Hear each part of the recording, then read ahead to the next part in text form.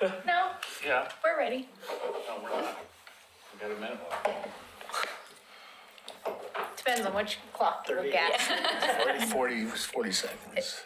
Oh, no, it's Oh, that's. We're running the other it's way. going the wrong way. Yeah, you guys telling the time clock, counter clock? But we can do that. We're flexible people. Mics are on and whenever. Okay, well, we'll get started. I will call to order the City Commission work session for Tuesday, January 2019. Call the roll, please. Commissioner Rocky Smith, Here. Commissioner Frank O'Donnell, Here. Commissioner Nancy Ide. Here. Commissioner Rachel Lyle Smith. Here. Mayor Holliday. Here. So does anybody have any future agenda items? Nope. So we'll move on. 19-013, Library Board Annual Update. Ms. Cole. Good evening, Commissioners and Mayor Holliday. Tonight, I would like to introduce Jan Wallander, the former president of the Library Board, to present our update for last year. Her term ended December 31st, and since she experienced last year with us, she agreed to present tonight. Okay. Thank you, Mo.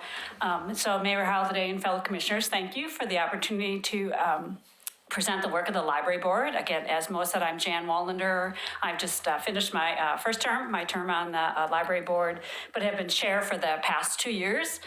So pleased to talk to you about the kind of work we've done over the past year.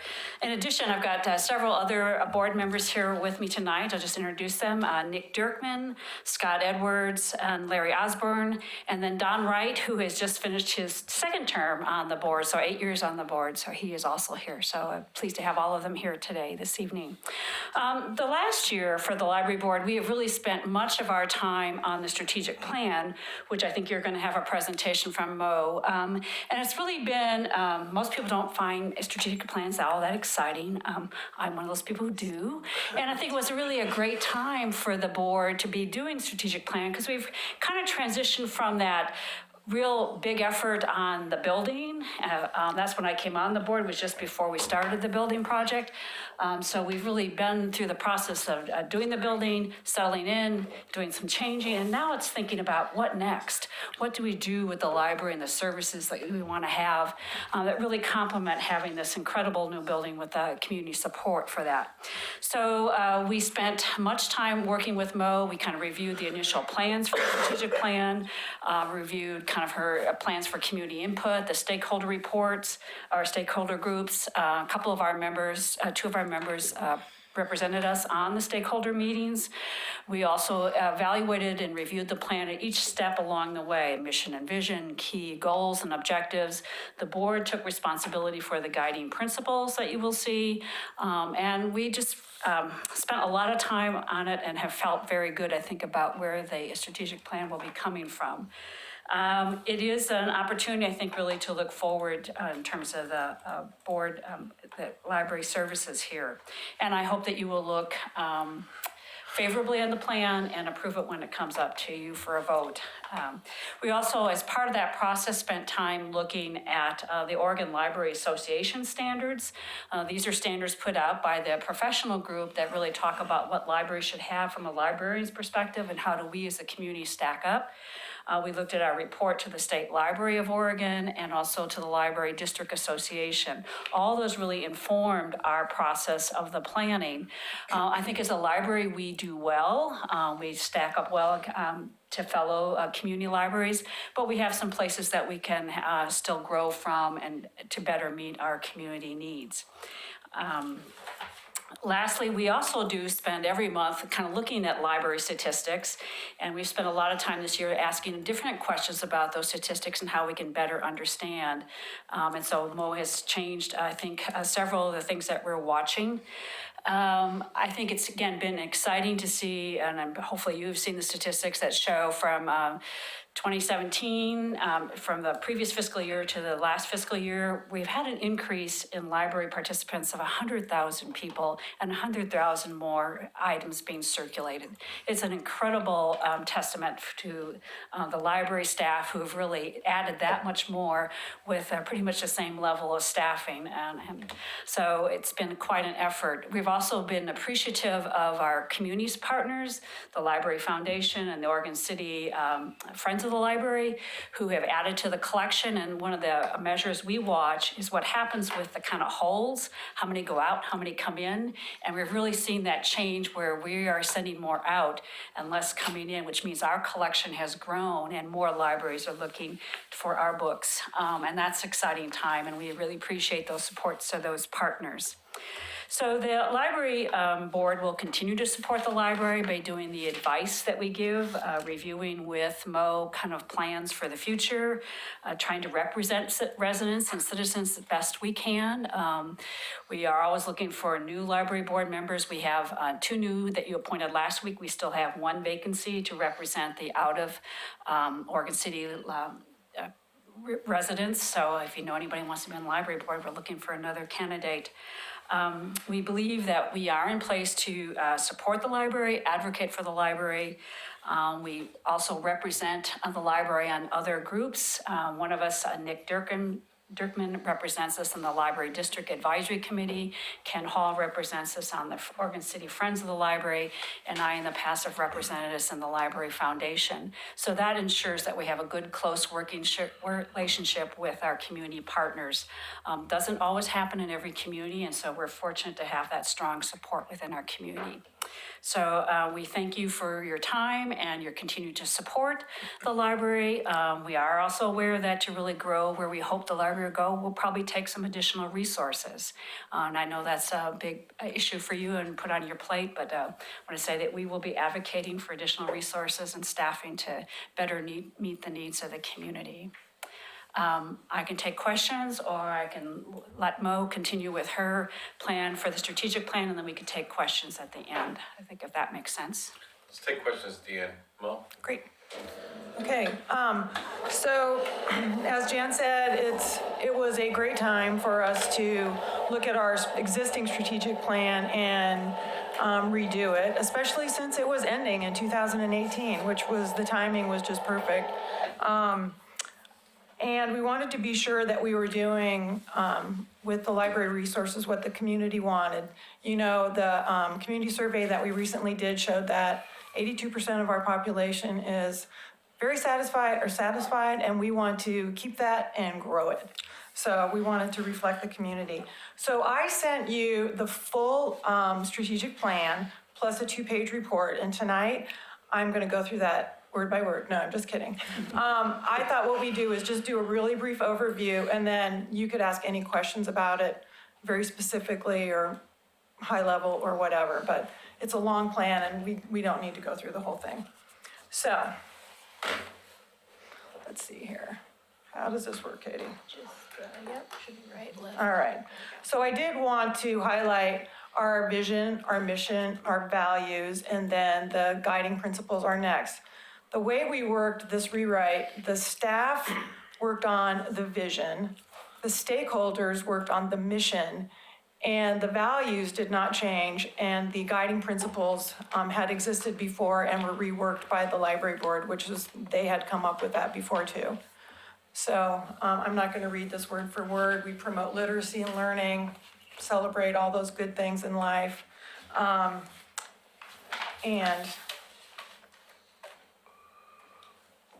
there we go. And the guiding principles are, I think, just really nice because they kind of give action to what the other things say. So this was also in the full strategic plan, so you've already seen this. There we go. So what do you need to know?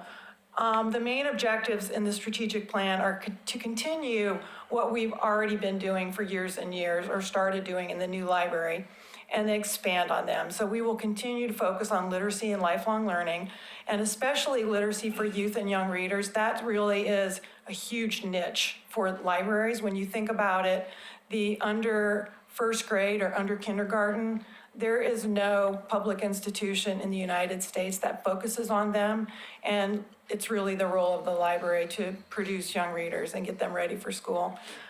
We want to create even more partnerships, especially the schools, and we've recently had a great breakthrough with the schools. In fact, their media assistants are going to be meeting in our community room tomorrow with the district librarian. So this is really kind of gets us into working with those folks really well. We want to continue to grow and expand our collections and ensure they're in tune with our changing population. So, you know, there's only so much real estate. So old books do go away and they get used really, really quickly. And so collections is always a rotating thing, but it's growing. And as Jan referenced, the amount of books that we need to borrow from the other libraries in our consortium is radically being reduced. It used to be like 8,000 books a month, and it's down to like 3,500 books a month that come in. So, and then we are sending out that many more to other libraries. So the ratio is really, really improving as our collections improve. And we want to provide improved service to those with differing needs and differing abilities and diverse needs. We really want to provide a lens and talk to people who have differing needs than just kind of the, you know, middle of the course. Get out in our community at events and locations. And we've tried to do this, you know, we always have a booth, for instance, at National Night Out and stuff like that, but I think there's a lot more we can do. This is probably one of those areas that requires more staff, though. Doing this and being prepared for this kind of thing takes more bandwidth than you think. And then learning about our community and finding out what people want and need through surveys and assessment. So learning about our community, for instance, I have 2 people at the Chamber's Next Leaders program, and they're meeting people from all over the community. In fact, tomorrow, Tony and Mayor Holliday will be there for Government Day.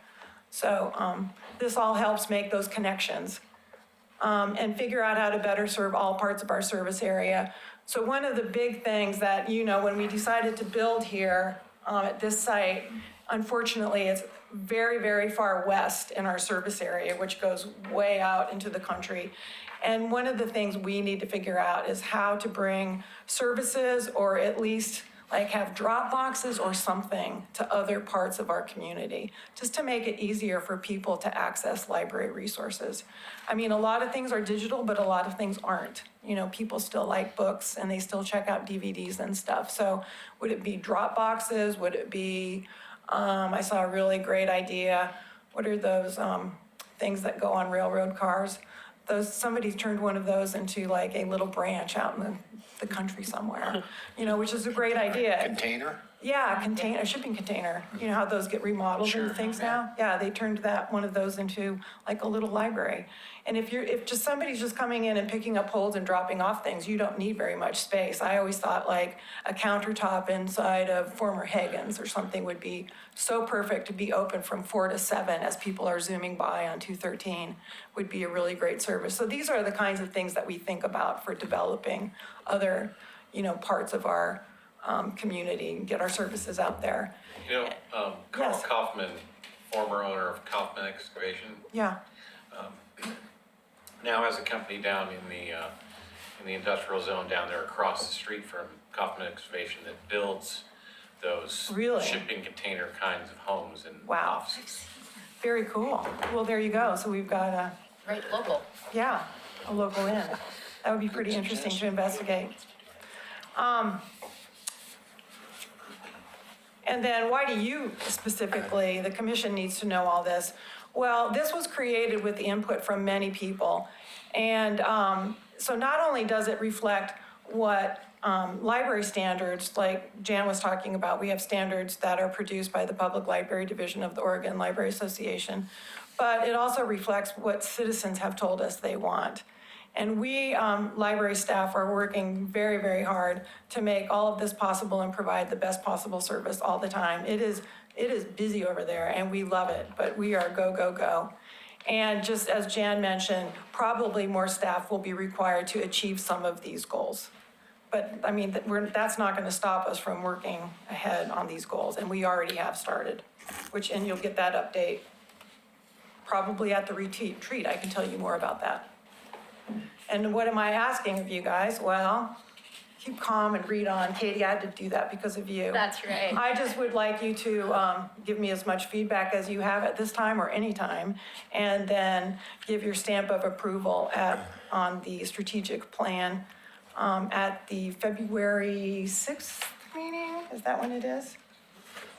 yeah, I will provide a resolution under the consent agenda if that is what you wish to do. So at this point in time, do you have any questions? Do we need to pull up the strategic plan? What could I help you with tonight? Anybody? I'll comment. Mo and I talked about this just a few minutes before, and I hope I become a broken record on this, that the vulnerable people in our community are often the ones that are forgotten and left behind. And I was really happy to see that you had addressed people with disabilities and other special needs in your plan. And I just wanted to emphasize again about that the homeless people and those that are going into homelessness and just at poverty level, folks, they're often so vulnerable that they don't know where to go. And I just was wondering about if you had thought about any specific resources or a resource area or just something to address, some place for them to go to find specific needs met, not services, but just information. And wanted to offer the services of the Homeless Coalition too, to partner with you in Right. that, into developing something if you ever wanted to go down that road. But my Right. comment was basically just, let's not forget that portion of our community. Right. Yeah, Nancy and I talked earlier, and I think that maybe me attending some of those meetings or some of my staff attending some of those meetings would be really helpful. We have not created anything very specifically for people who are homeless. We have several people who are homeless that visit us daily. And they're wonderful patrons because they really want to use the library. They don't want to get kicked out. So we know them and know many of them by name, and they know they can talk to us and ask us for things, but we don't specifically walk up to them and say, hey, can we help you with homeless solutions or something like that? You know what I mean? That's not what we're there for. That's not your role. Yeah, that's not our role. No. But, if we can also have like Resources. some of those resources like online or whatever, that would be great. The more we can do, the better and as long as it works with the actual community. Yeah. Rachel, you got some? Yes, I have two short questions and then some comments. Sure. My questions, how many staff do you currently have? And do you have a map of the library service area on your website? We should have a map of the library service area on the website. If we don't, I can certainly add that. It's really big. I can get one to you really quickly too. And I know I just provided it to my new library board member, so it's right at my fingertips. And we employ 34 people. About 9 of those people are 30 to 40 hour a week people. All the rest of them are under 20 hour a week. Because we're open 7 days a week, we really require a lot of flexibility in scheduling. And so that's what works best for us. Would I like more full-time people? Sure, I would. But this works now, and it's how a lot of libraries work. Okay. My only comments are, I read the strategic plan. I'm like you, I do enjoy reading strategic plans. And I think it looks really professional and it looks really good. And I think you've done a great job. And from all the input from the library board, I think it shows the effort that you put into it. And I think it's really great. When I reviewed it, just to provide feedback, since this is a draft and you asked for feedback, when I looked at the goals, the only one that confused me, that required me to read without, going off of the title, was the fortify infrastructure. And it was only because when I hear the term fortify infrastructure, my mind does not think of workforce development and the things that you have within this goal. So that's my only feedback that I was like, are we back to the building? Because Right, I'm what are thinking we of talking about? fortifying our building, Yeah. maintenance, like Right. my mind went somewhere where your plan did not. Right. So I had to read the plan and it totally worked. I'm just providing you feedback. And I love all of the stuff that's in there. I think it's really great. And I think it sets a really good vision for our library and the work to come. And so you have lofty goals, but good goals. And so that's my only feedback. Thank you. And if you could think of another thing to call that, I'm totally open. Not in two I really words. struggled with that. Yeah, I did, I was trying to think of something to provide for you. Something that I have similar in some of my other strategic plans are like invest in workforce and partnerships or in our work, our Personnel workforce. development? Because there's one item in here that includes your improving your partnerships. Yeah. And so, yeah, I couldn't come up with a 2-word or a very short one. So Right. I understand how this is laid out and how you got to where you are.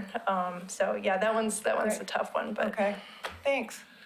I think that we did struggle with that kind of, how do you encompass, it's not just all about new services, but there is that, you have to make sure your core, all your Yeah. policies, procedures, your workforce are kind of solid and what to call that. So that's Yeah. interesting. Thanks. Commissioner O'Donnell, you got anything? Just a comment, I mean, you know, Mo, that my family and I use that library, and I'm very impressed by it, and you can use those past sayings like nothing succeeds like success, and knowledge is power. But I mean, you're servicing the community. I mean, I take my grandchildren down there for even sign language at a young age. And in my own personal experience in life, what's allowed me to be successful and maintain employment to this ripe old age is knowledge. You know, and whatever we can do to expand upon that and get that, to me, I'm with you. I think it's a pull system, not a push system. We're not going to service those that don't want the service. But for those that are in more remote areas, how do we do that? How do we take care of that child that would like to get his hands on that book and can't? So, I mean, your suggestion is one, mobile libraries are another. You know, I'm going to eternally be supportive of that because I think the key to the individual success and this nation's success and this workforce success is knowledge. And it all starts, if you can't read, you're stuck. So let's, whatever it takes. Great, thank you. Yep. Well, thanks, Mo, and I want to especially thank the library board, both former and current and going forward. I know you guys do a lot of work, and I want you to know that I and the rest of the commission appreciate the work that you do. We do. Thank you. Thank you. Okay? Thank you. Thank you. All right, now we're on to, are we doing the strategic plan, or was that all part of one That was piece? That was it. Okay. That was the strategic. All right, so 19-012, review of city manager employment agreement, Mr. Foils. Thank you, Mayor, Commission. At this time, we would like to provide a very brief overview of the city manager's employment agreement and offer that opportunity for you to review and potentially discuss.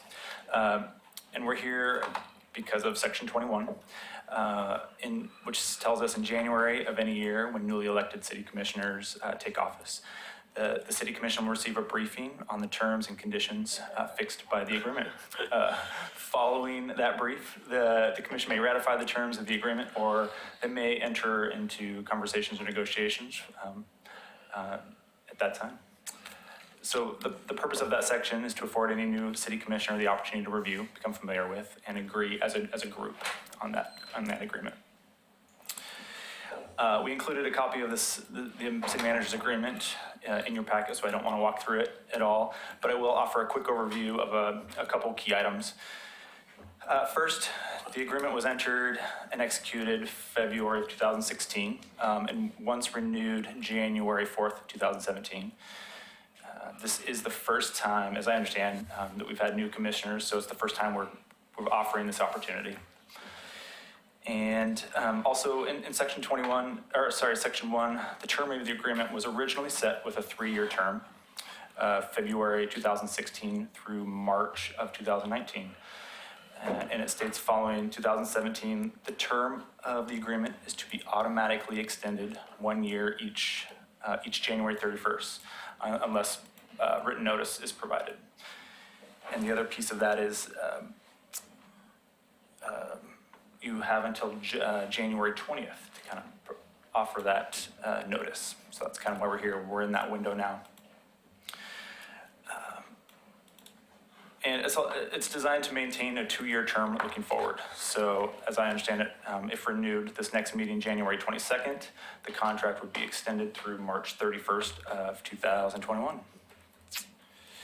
And then the other note I just wanted to make, there hasn't been any changes to the conditions of the agreement with the exception of the base salary, which is covered in section 3. The city manager base salary has been adjusted over the 3 years, consistent with management cost of living adjustments. And recently, a 1% salary increase was granted by the commission effective January 1, 2019. And with that very brief overview, I'll turn back over to the mayor. And if you have questions, we'll do our Okay, best to so answer I them. will ask Commissioner Smith and Commissioner Smith if they have read the agreement. I have. Yes. Okay, so the real reason we're here is because of the former city manager and the contract that he had, and to avoid any possibility of any litigation moving forward, to say that, okay, everybody agrees that We know. Tony, well, I'm just going to say it for the public, so that Mr.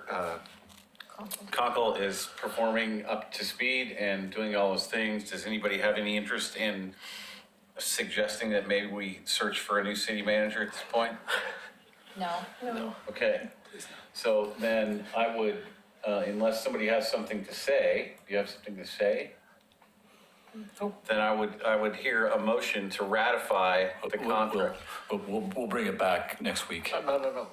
Yeah, this is a work session. Oh, sorry, I forgot. Yep, All right, yep. so we'll bring it back next week. Thank you for the, I would love it, but All right, we'll put it on next week's agenda. But if there are questions that we can help explain in any of the language, we'd be happy to do that. okay, Commissioner Hyde. Yeah, on the second page, I have no problems with anything in here, just to preface it. But under section 2, duties and authority, second paragraph, it says in here that the mayor and commission agree to direct their concerns and communications to city staff through the city manager. So I just wanted to make sure that everyone's aware of that, being that we have new commissioners on board, and I just want to make sure that, and what your thoughts are on whether the commission can address emails to department directors or any staff, or this says that they should all go through you. So I'm just asking you about that. Well, thank you, Commissioner Hyde. In the city manager form of government that we currently have, the commission sets the policy and I'm the chief administrator and make sure that we get it done. I think we were in a very fortunate situation in that I have an amazing team of directors around me who we communicate very well. So when there are communications directly to a director, I usually know one way or the other. Obviously, I'd prefer to be included on emails. Also, having been a director here, I realize some of the inquiries are just clarifications. So I do ask, I don't want to be in a position to say that all communication has to go through me. I don't think that's the best way to handle situations. But I would ask, that I think we all know when issues are bigger than just asking for clarification, and I would prefer to be included on those just from a chain of command standpoint, lack of reducing confusion. We got folks who are dealing with a lot of things all the time, and having the global view of this organization is my responsibility. And while most of my directors have that, sometimes there are conversations that are had that not everyone's privileged to. So. I think for the most part, we do a pretty good job of that. I realize sometimes we go outside the lines a little bit, but, I would prefer, working through me as much as possible. And if there's an issue, we'll deal with it. So let me clarify from the commission's standpoint. I personally don't have an issue if you see, hey, big pothole somewhere, of giving Mr. Lewis a call and saying, hey, there's a big pothole here that you guys need to take care of. But I think it's to be clear, and I absolutely adhere to this. I don't give direction to city staff. Right. I'll have a conversation with Tony, and if I need to give direction to Tony, I'll make sure we have the votes before I do something like that. So I would just encourage, and Rachel, you're obviously the newest new member, just to be circumspect about the way you communicate with staff people, and obviously in your role at the state, you're well aware of, limitations between staff and elected officials, so I don't think we're gonna have an issue there. And I just hope that the commissioners and the mayor do realize, having started here as an assistant planner back in the day, when you do carry a lot of weight, whether you realize it or not. And when certain things are said, people realize that and they assume that is what is meant. So not that when we have a different relationship than any of my other staff do. And the further down the chain it goes, that relationship is less and less. Yes. And the comments that are heard when they aren't filtered through myself or one of my directors can sometimes create confusion. So just hope you do realize that people do look up to, respect the authority of the positions of which you hold and represent in this community. And at the beginning of that same paragraph, the mayor and city commission shall adhere to the principle of non-interference in the city's administration as necessary to the orderly and efficient implementation of commission policy and so forth.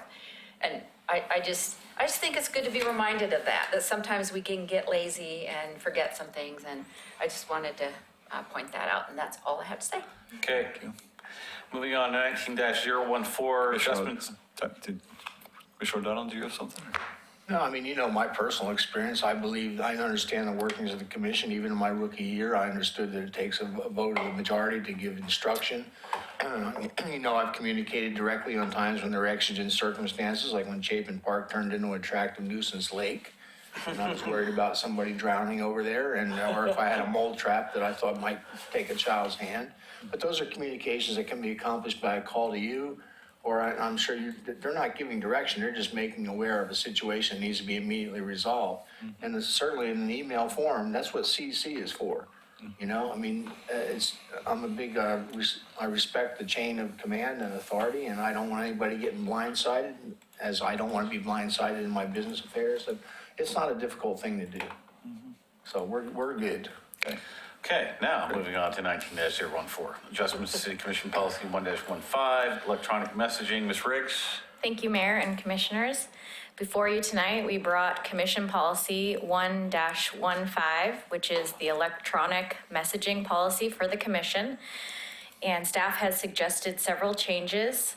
The two major changes being to include, instead of having it be a city commission policy, but to include all boards and committees in this policy, so that in the future, if there are city-provided email addresses for those boards or committees, then they would abide by this policy. And moving forward in 2019, we have provided city-issued email addresses to the Planning Commission and the Historic Review Board.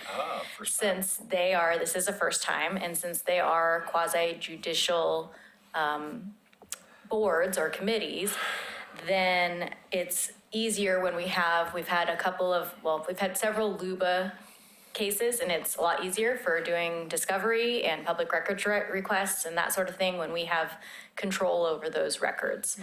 So that is one change. And the other major change is that emails will be permanently deleted, any deleted emails, not emails that are in your inbox or that you've filed into a folder or anything like that.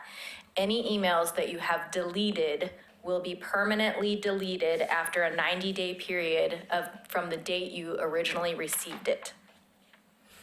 And that is something that the city has recently adopted in a new email policy. It goes along with the modified capstone approach in managing email. And so we're really just trying to get rid of not having to manage and eliminate all of the redundant, obsolete, and trivial files that go along with email correspondence. So I would be more than happy. I provided you a red line version, also a cleaned up version. And then this would be something that if you have any feedback or changes, we could make that before bringing forward at another city commission meeting for approval. Well, you know, I have a number of them, and I know it's not a new document, and I know the amendments are mainly to extend it to other boards. Sure. But I mean, I'd love clarification. I mean, particularly on the personal email end of things, if a citizen were to contact one of us via our personal email, that's subject to public record? Here's what I do, okay? Well, I know what you do, but I don't want to simplify it though, Mayor. I mean, I want to know the answer. Yes, that is correct. So if you were to receive something that has to do with city business to your personal email account, the best thing that you could do is forward that to your city email account and then respond via your city email account so that it's captured as a public record and not use your personal email account for city business. That would be the best thing you could do. And what are the limitations on a public information request? I mean, does it have to be specific to an issue, or I don't want to get placed in a harassment position where it's like, I want all the mayor's emails having to do with any city issue over the last 90 days. So let me just tell you right now that the city of Beaverton and their council have experienced this already. And there has been a lawsuit from Nike a few years back, and a few of their council members were using personal email addresses, and those computers, their personal computers were taken from their homes and searched. Their personal emails were searched, their personal files were searched, a lot of stuff was found, and they were liable, and the city of Beaverton ended up paying millions of dollars in fines, and then individuals ended up being fined as well. So, here's what I do. What I do, and in fact, I've got this big thick pile of paper from this guy, Ness, is when somebody sends me something in my private email, I will read it, I will respond back to them and say, this is a city issue. Right. Please send this to me on my city email. And then I won't respond again to those people from my city account. And then I take that email that I read and then responded back to, and I forward it to Katie Riggs for the record. So I don't do any communications on my personal email having to do with city business, only campaign stuff or other private things. And I limit my text messaging to non-issue related stuff. So, you know, Tony might text me and say, hey, are you going to be able to be here on time or whatever? I limit it strictly to those kinds of things. And if you follow those couple little rules, you're fairly safe. It doesn't mean somebody's not going to be able to come look. I saw another section that expressed a concern about transmitting critical documents and security. And you know, I've pushed hard, that especially on executive session things, that I don't believe we should walk in there and 12 minutes later have to make a decision and receive a bunch of information. So we can expect those kind of documents to be hand delivered in the future? There are some documents that we could send via encrypted email, which are secure. That could be an option. There are other options. I know that there are ways to abide by the policy and still get the job done. Well, it's a curiosity to me because I work for a $5 billion multinational corporation, and we have VPN systems, and we send critical information around the world. So I don't know if that's something we want to engage in, but I do feel, and you know, I don't want to walk into the next executive session with a critical decision to be made and have to review the documents and make a decision 5 minutes later. I want But we time don't to make review. decisions in executive session, just to be clear. We don't take votes, but we get general direction. It's a fine line. So I won't play that. Other than that, I find that privileged communication, it actually brought to mind when I read this, I started thinking about privileged communications. And that's why I hope to have a conversation with our attorney about what is our attorney-client relationship and privileged communications? Who does that exist between? Does it exist between just the city manager and the attorney, or the mayor, the city manager and the attorney, or all board members and the attorney, or individually does it exist between us and the attorney? Is there a question in there somewhere? Yeah, there is. There's 4 of them. I was just gonna say, that's You a wanna very recite? loaded question. It is. And I'd like- We can spend a few minutes on that at the retreat. Yeah, we don't have to do it tonight, but I'm telling you, that's something that is of interest to me. Privileged communications and attorney-client relationships are important in courts of law, and I want to have a clear understanding of where we individually and as a group stand on those communications.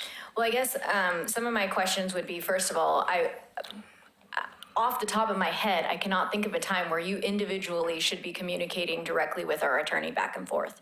You and our attorney. For the most part, it's gonna go through the city manager, or it'll be a combination of the city manager and the entire commission.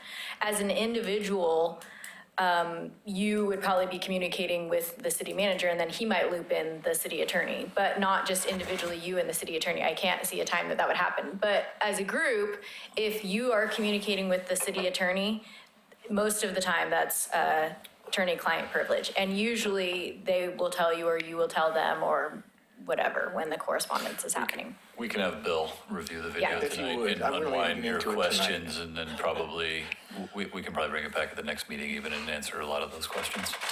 Yeah, that would be comforting. Sure, no problem. But, sorry, just to clarify, did you have any specific language items that you wanted to change in here, or no? Or just clarification? Well, clarification, which you already covered on, again, I did ask, well, you covered it with your response about the Beaverton experience. I don't want to use as a harassment vehicle to go and say, give me all communications that you may have engaged in the last 90 days that have to do with the city. I mean, I would think a public information request has to be fairly specific, and it doesn't say that here. And I'm not sure it shouldn't, that the request has to be specific to an issue, not a general shotgun type approach. Right, and I understand what you're asking. We do have a separate policy as a city for public records requests specifically, and it says that you would need to be specific when you're requesting. And most of the time that someone is requesting your personal email, it's usually going to be through a court system as a legal discovery process, not necessarily a public records request. If I were to receive a public records request today asking for your personal email, I would say that that is not something that we're a record holder of, that we're not the keeper of that they would need to go, to you and ask you for your personal email. That's not something it's not a city record that the city holds. But Katie, this section says when a public records request is made, that includes records retained by an appointed or elected member. The city recorder shall notify that member, and under the city public records policy, the member has 5 days from the date of the receipt of the request to deny, grant, deny, impart, or grant. So it sounds like you do contact us and say, do you have anything referring to this? So for example, if someone were to come in regarding, let's say, a LUBA appeal right now, and they were to say, could you please provide me with all of the correspondence between the city, or to or from the city commission, or to or from the planning commission regarding X, Y, and Z, then I would notify you that I'm going to be pulling anything that we have here on the email server that has to do with certain search criteria. And then I would also email the planning commission and let them know. And we've actually had to do that with their personal emails in the last year or two because of LUBA appeal cases. Right, so the inquiry would include, do you have any personal communications on your own email relating to this subject? Right, and then you have the opportunity to say yes or no. Yes, and no, or if deny. yes, provide whatever it is. If As I no, read.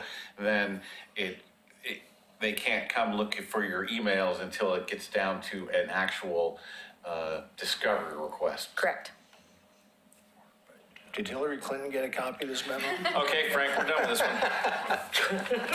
one. Moving on.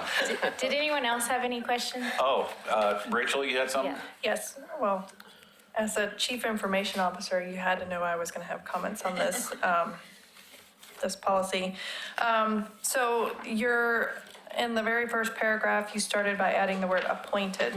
We have a variety of folks that are appointed officials, including all the CIC members. And this policy is more than just email, it's text messages, it's social media accounts. So are we assuming that this includes any appointed official?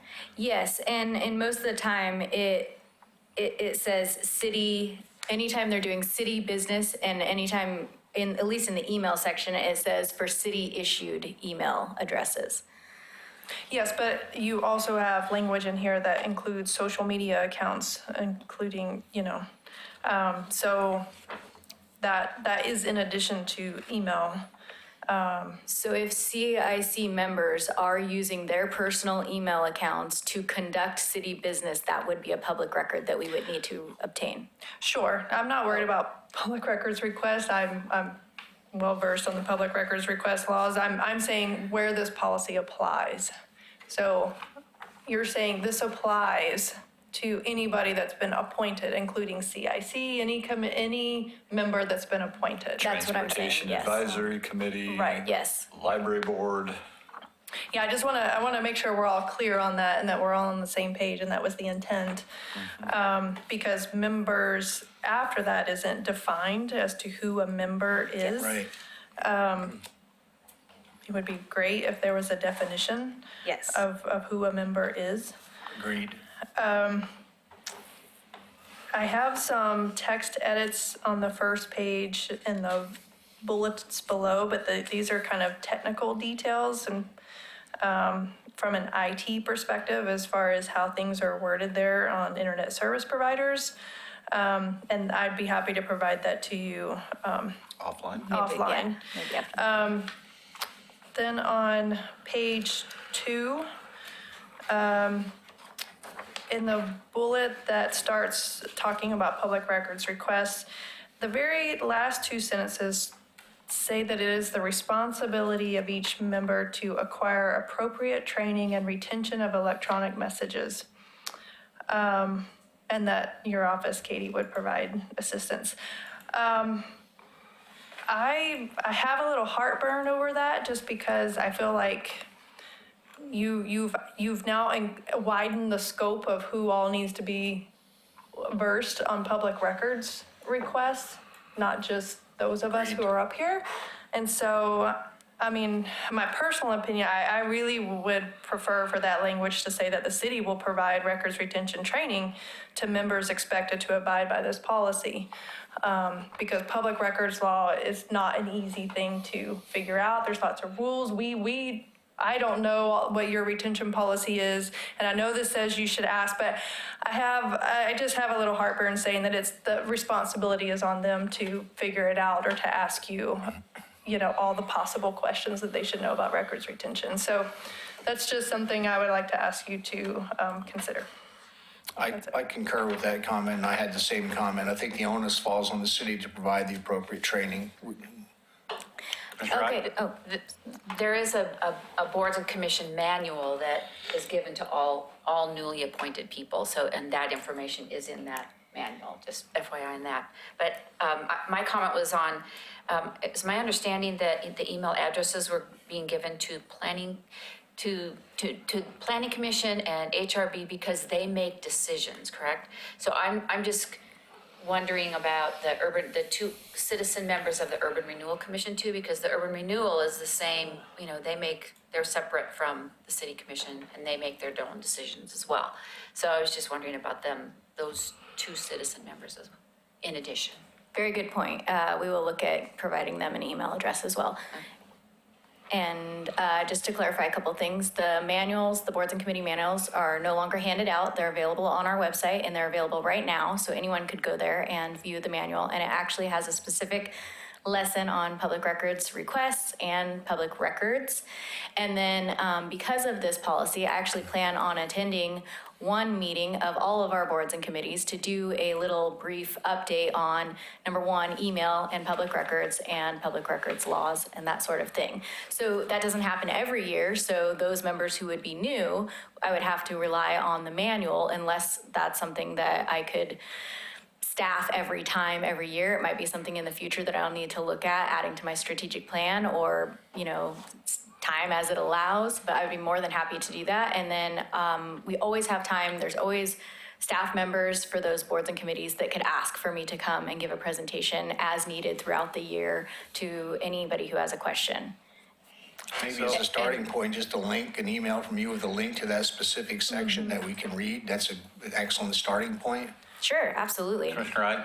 And in a perfect world, everybody would be trained and everyone would understand.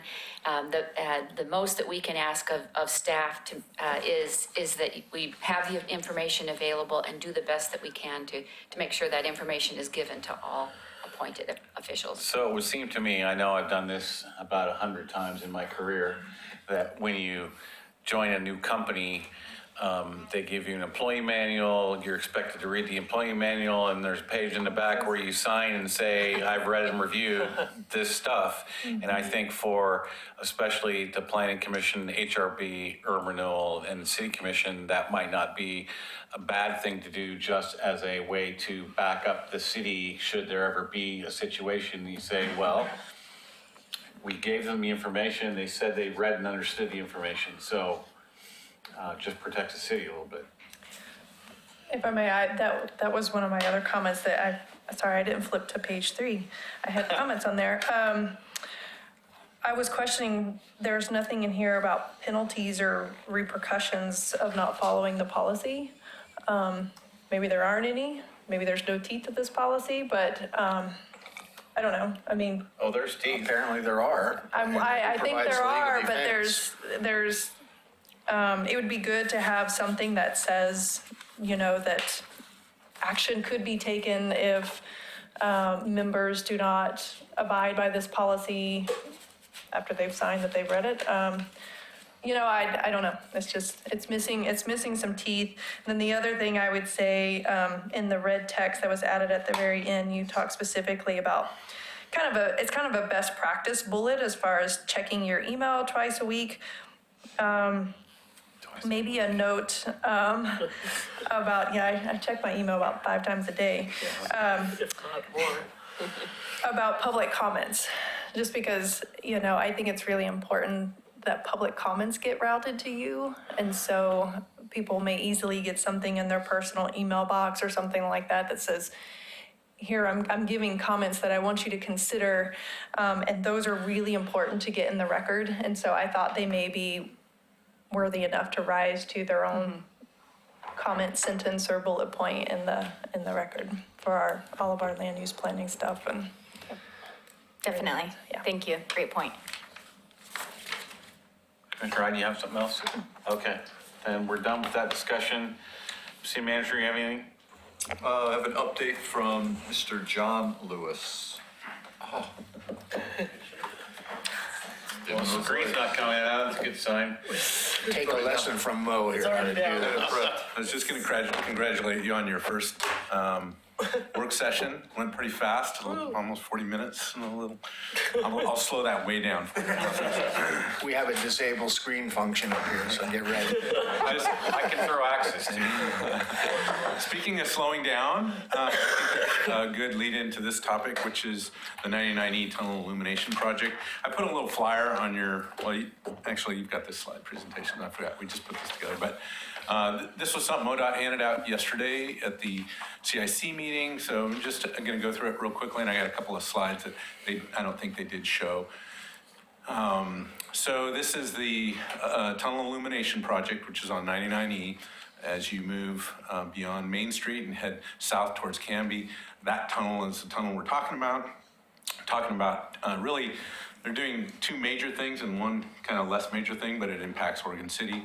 They're adding illumination in the tunnel. That makes sense based on the project title, but they're also going to be adding a variable message board for traffic that's headed northbound as they come through the tunnel. The idea there is when we have lots of congestion at the intersection of Main and 99E, traffic backs up. Sometimes it's a surprise for folks, especially if they're speeding down 99E. So this message sign should give them a little heads up with a warning or slow down, that kind of signage to do that. The other thing that's not listed on this sheet, but I'll show you, is they're going to prohibit the If you're southbound on 99E, wanting to make the left turn onto Tumwater Drive, they're going to prohibit that in this project as well. So the other information that's on this slide, Tumwater's going to be closed? Tumwater will be closed at least from access from 99E. Okay. So you'll still be able to get to the VFW hall and the Moot. And But that's going to be somehow mobile in case there's a major problem at 99. Second and 99? Right, and I'll show you some details with that. Okay. So you can see that in full, all its glory. So a variety of short-term closures that they're talking about. So 20-minute closures between 10 p.m. and 4:30, full closures along 99E. So that's an important piece. Generally at night, the work is going to happen at night, and there will be some nighttime single lane closures. So they're suggesting Monday through Thursday nights from 7 p.m. to 6 a.m., Friday nights from 7 p.m. to 9 a.m., Saturday nights from 6 p.m. to 10 a.m., Sunday nights from 6 p.m. to 6 a.m. So I always struggle with these because we've been out on 99E a couple of times now, and it's going to be impactful at times. And this is a relatively lengthy project. Right now, they're talking about going through June, and they're going to start here next week. I think they're going to start mobilizing. So just keep that in mind. I think because of the nature of the geometry of the tunnel, I agree there's times when they're probably going to need to close that depending on the work that they're going to do. But at the end of the day, it should be better lit and should be kind of low profile lighting. And of course the reader board should help. So this closure is a closure by way of striping. At this point in time, there's no provisions for barrier on Tumwater. It's really just removal of signage and replacement of striping. The Tumwater is left open for a reason, and the reason is when there's closures on 99E further south, folks have to get on South End Road. And when they divert onto South End Road, most vehicles, that's not a problem other than the congestion that we see, but the larger trucks are problematic. And when they have a planned closure, they divert those trucks. They send them all a detailed message through the trucking communications world and get them to go other places. But in an emergency closure, the idea would be, and we've never implemented this, but there's a plan out on how to do that, which would be ODOT would man that location up at South 2nd. And so at South 2nd, they'd have the closure, and then as they turn on to Tumwater or South 2nd Street at Tumwater, they'd make another left and they'd come out this way, right? So a hard closure there is kind of problematic. And that has always kind of been, not always, but for many years, that's been the plan for how we would deal with that. So in this case, they're showing the kind of filling the gap on the double yellow line. They're filling the gap with a solid white line along the curb line there, and they're removing the Tumwater street name sign. And that's not going to stop anybody. Nope. It's like supporting. You're going to have the to, sheriff. and you talked to ODOT about this, but they're going to have to do some training first. So I think for the first 3 or 4 months, you could use some of the plastic orange T-rails across there that could be picked up by 2 guys and tossed into the bushes if we need to open the road. But if you just put this marking stuff up there, I guarantee you that people who lived here for 50 years are still going to turn left there. I don't disagree with you. I can tell that there's been, we've asked for slightly different changes to this, that it's been kind of up the ODOT flagpole with the state traffic engineer, and this is the solution that they came up with. If we need to adjust, I suspect that ODOT will adjust. It is their facility, so Well, anyway, there's more signage here. Tumwater is in their facility. Well, it's the area where you're talking about is in their right of way, right? Okay. So again, more signage to better denote the closure. And then right now there's signage leading up to the intersection that suggests you can make a left onto Tumwater, so that'll be removed. And then more signage depicting South 2nd Street only. So striping and signage is the proposed solution there. If you're suggesting someone will disobey that or just miss it altogether, I wouldn't doubt it. So I won't argue with you I'd rather there. remove that sign, want to put up no left turn on the Tumwater. I mean, make it at least do something, because Well, Chip can always park one of the guys down there as people drive by and pull them over. I think the double do not enter sign means you're gonna, Scary. it's gonna be fairly effective. I think there might be a couple people, but that's pretty scary signage. You know, you're going against traffic. Okay, we'll see. I agree with you, yeah. or beware of tire damage. Yeah. Are you gonna talk about the PR into the community on this? Well, ODOT has done a fair amount of that through Oh, okay. social media. Really? But Because I haven't seen Seen it. it? really, but you mean the Tumwater closure or the project itself? Both. All of it? No, yeah. all Oh, of it. okay, okay. Well, Because I usually provide the public information for a city of Canby, because they don't do a very good job of that. So I Okay. want my folks in Canby to understand that something's happening here. So I wait for our communications people to put it out on social media, and then I reshare it into those sites where I know it will get attention. I think it's part of the reason we didn't have nearly the horrible backlash in the Rockfall project. okay.